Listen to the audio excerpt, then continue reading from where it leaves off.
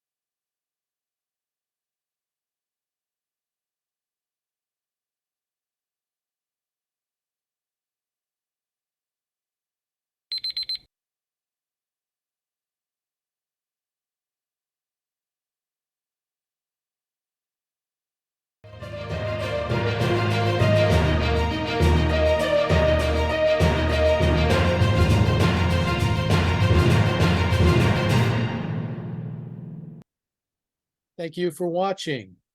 Can you do me a favor? Please leave a comment in the comment section below. That would really help. Thank you, and see you again soon.